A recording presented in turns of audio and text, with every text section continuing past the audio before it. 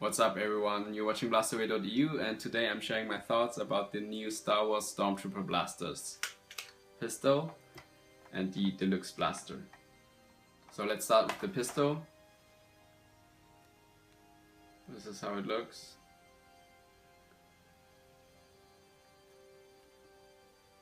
Let's start right off with the little size comparison, and here we have the Fire Strike, and the biggest difference you notice is that the handle is really small apart from the overall size of the blaster.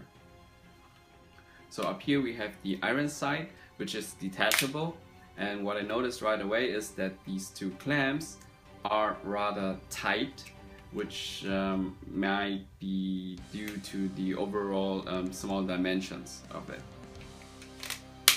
So the good part about this, it doesn't come off that easily like other Nerf attachments. So overall, in terms of looks, I really like this blaster, and even though the handle is a little bit small, it's not uncomfortable at all in my opinion. This one is a single load front loader, which means you just put in the dot here in the front, chamber it, and then here we have the priming bar or handle, and you pull it out like this and fire. Compared to a Fire Strike, the performance is a little bit lower, but it's not as bad as a Jolt, and if you look at the size, there's really not that much space to have like a big plunger or a spring. Not sure if the size is appropriate for being a part of a cool costume when it's painted, but nonetheless I really like it, and the high price premium aside, really cool. Now moving on with the Deluxe Blaster, and this is how it looks.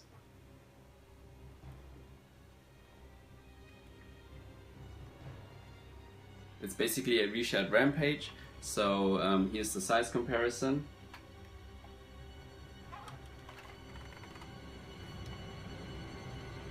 Which seems to be about the same at first, but this one has the stock attached, so when you take this off, it's a little bit shorter than the original Rampage. The other difference is the priming handle, which is now horizontal, and a lot of people really prefer this one over the original vertical grip, and I'm one of those.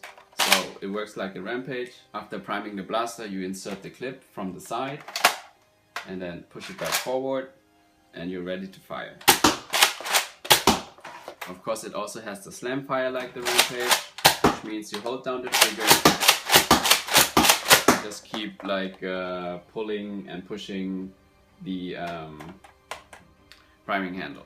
For the performance, if you compare it to the Rampage or other Elite blasters, the difference in performance is really noticeable. So that's kind of a bummer, but what can you do?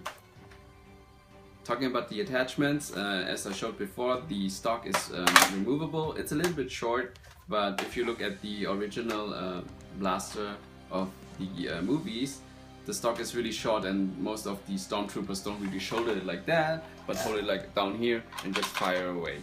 The scope up here is detachable and looks really nice, and despite the size, you can actually really look through it and have a nice aim, even though it doesn't really help you in gameplay. So overall, it's a really nice blaster if you don't take the price into account, because the premium you have to pay for this one is like 50% if you compare it to the price of a Rampage, and in this case it's like 60 euros over here, and that's about the price of the modulus, which comes with way more attachments and all in all way more plastic for the money. But if you're a die-hard Star Wars fan like me and also into Nerf at the same time, I think it's hard to pass on this one.